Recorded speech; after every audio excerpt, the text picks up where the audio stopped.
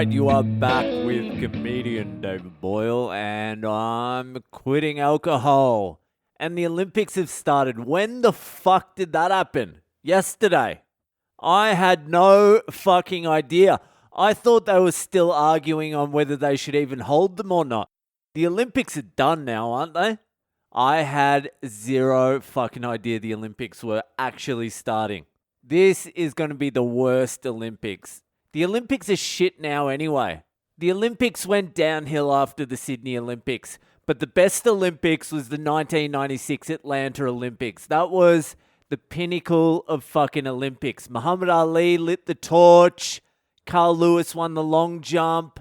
Fucking Michael Johnson was running with his ass sticking out.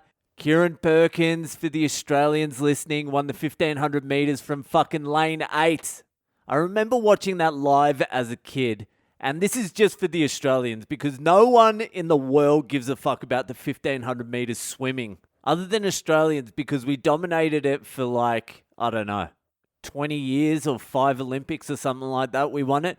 But the Kieran Perkins one, Kieran Perkins, the reigning gold medalist, only just qualified for the final. He was in lane 8. They'd ridden him off. He'd forgotten how to swim for the last 2 years. He didn't know what the fuck was going on. He was doing backstroke when he was meant to be doing fucking freestyle. He was fucked. But he was an Australian hero because he had already won a gold medal. And we don't win that many gold medals. So the whole country was watching. And this fucking Kieran Perkins comes out and just fucking dominates the final of 1500. Won it from lane 8. I was crying as like a kid. I was amped. It was like I'd done a few bumps of coke. It was the best. I was fucking into it. I was collecting like newspaper cutouts of everyone who was in the fucking Olympics. I was all in. Merlene Ottey from Jamaica came like 4th in the 100 meters again. I was fucking committed to the Olympics. And then it must have been like a couple of months later, I started smoking weed and drinking and gave up on life and the Olympics and my Olympic dream. Fuck, I loved that Atlanta Olympics. I watched every single fucking thing of that. And the Sydney Olympics was good, obviously, because it was in Australia. I went to a few events. I saw the fucking dream team play. I went to the boxing. I shook Evander Holyfield's hand at the boxing. I was taller than him, and I shook his hand, and I remember this clearly, thinking in my head, I could probably take him. I honestly thought that as like a 16-year-old or whatever the fuck I was. I was like, Evander Holyfield isn't that intimidating. I reckon I'd have half a chance here. And I looked at his ear. He had the chunk out of his ear. Kostya Tszyu was next to him. I shook his hand. He was about up to my nipple. I was like, I would smack that cunt out. I went to some of the athletics. I didn't give a fuck about that. It was good though. I remember that time in Sydney, 2000 Olympics. It was a vibe. And I was drinking then as well. So we'd go out to the Olympics with my old man. And I think I was like 16, maybe 15. And we were slamming the beers and going to the events. The whole of Sydney during those Olympics, it was a fucking party vibe. It was real great. But after that, Sydney became a fucking shit hole. But after Sydney 2000, yeah, you stop giving a fuck about the Olympics. I don't even know who the 100-meter fucking sprinters would be this Olympics. The only event in this whole Olympics I'm even interested in is the New Zealand weightlifter dude that is competing against the chicks. I just want him/her to fucking dominate. I just want her to just fucking crush those bitches. I love it. It's a guaranteed gold for New Zealand. And I just love the idea of the like Chinese and the fucking Russian female weightlifters who were like snatched from their parents at birth and then put through an institution, jacked with steroids for their whole entire life, lifting weights for 16 hours a day for 24 years without a day off just to get to the Olympics and win gold. And some dude from New Zealand just struts in and he's like, hey, I got dropped from the rugby team. I'm sick of my dick. I'm now a chick. I just think it's so fucking funny that society has become so fucking deluded to think that that is even remotely fair. But I also don't care. Go New Zealand. Kamate, kora. Anyway, good luck to the New Zealand female weightlifters. All right, it is Fucked Up Friday. It's listeners' story time, and if you would like to send in your Fucked Up Friday story to be read out on this podcast by yours truly, hit me up on social media. I'm Boyle Comedy on Instagram, Facebook, and Twitter, or email me on boylecomedy@gmail.com, or, and this is what you should really do, join the Patreon, support the podcast, send in a Fucked Up Friday story through the Patreon. You'll get the VIP treatment. We're at 120 Patreons. Thank you to everyone who is supporting the podcast. It means a lot to me. We're almost at 200. I said when we get to 200, I'll start a new hour podcast. And we're only 80 away from that. And I'm starting to get a little bit fucking nervous. But join the Patreon. It's one fucking pint a month. Just pretend I'm still drinking and we're at a bar and I'm trying to scam you out of a beer. That's how you should look at it. There's also higher tiers for richer cunts. Anyway, let's move on to this week's Fucked Up Friday. This week's Fucked Up Friday was sent in by Rob all the way from Glasgow, England. Shut up, you Scottish cunts. I know it's Scotland. I'm still getting fucking angry Scots messaging me about Andy Murray. Shut the fuck up. I wish I never even brought up that dork now. Anyway, let's get stuck into this week's Fucked Up Friday. This happened on a Friday in 2005 when I was 30. My brother-in-law, Alan, Big Gay Al, managed to secure 4 tickets to see the Cream reunion.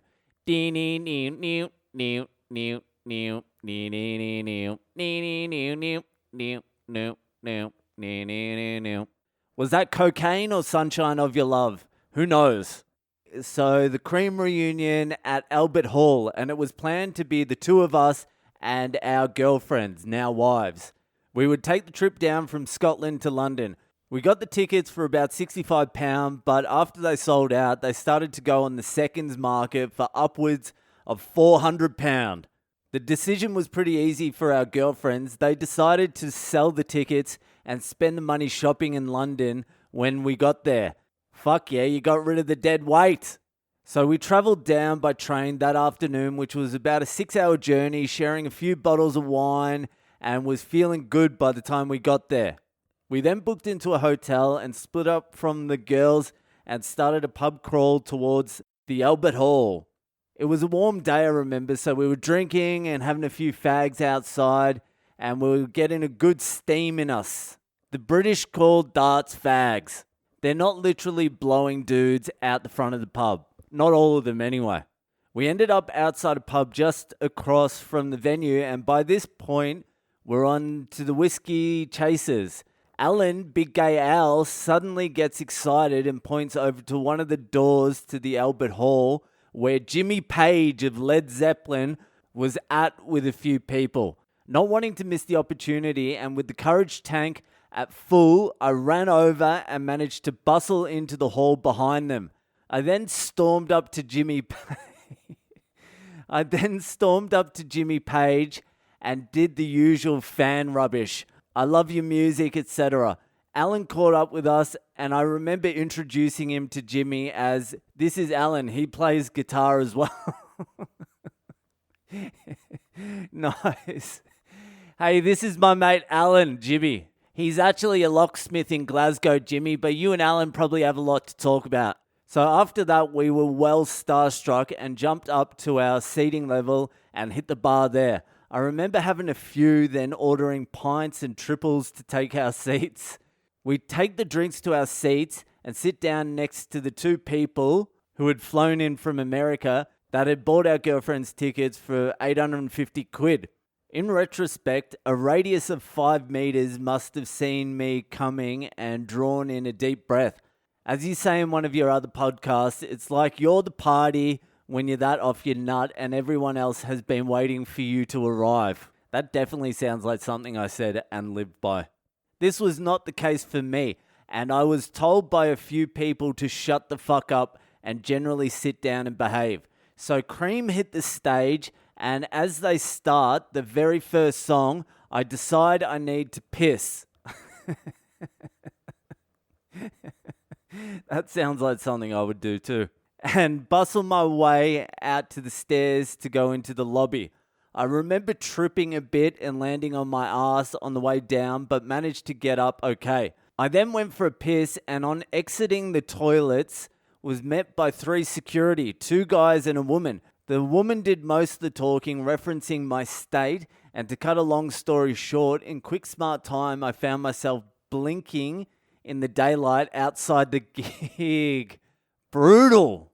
You got kicked out before listening to even one song. Isn't the Albert Hall where fucking Eric Clapton first saw Jimi Hendrix? And Eric Clapton thought to himself while watching Jimi Hendrix, I need to start practicing the guitar more. And Clapton's back there with Cream for the first time in however long, and you get kicked out before a fucking riff is being played. That is rough.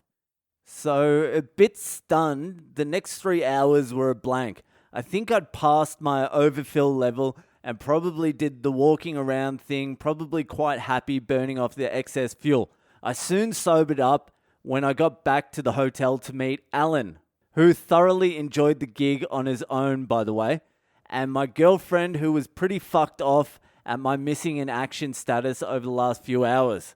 Increasing my nuisance stakes, I then noticed that drinking at the hotel bar was the Sky British TV football pundit team, who must use the hotel as base before the Saturday recordings.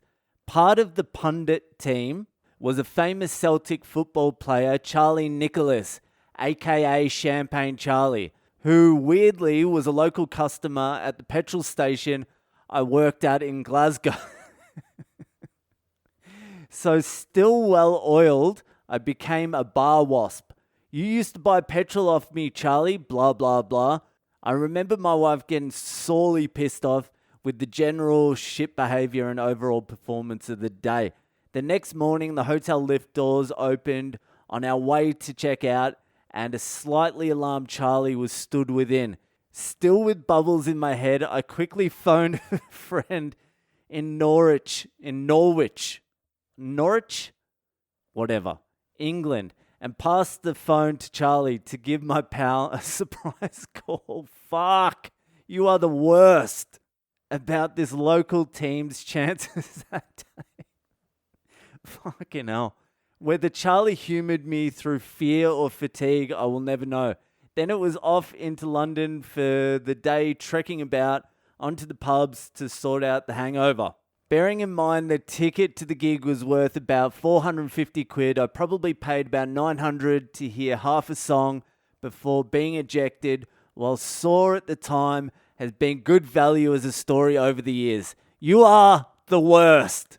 You are the person that a famous person sees coming from fucking 50 miles away and goes, oh, fuck, look at this cunt. Hey, Beethoven, you should meet my wife, Deborah. She's taken piano lessons. Anyway, thank you for the fucking story.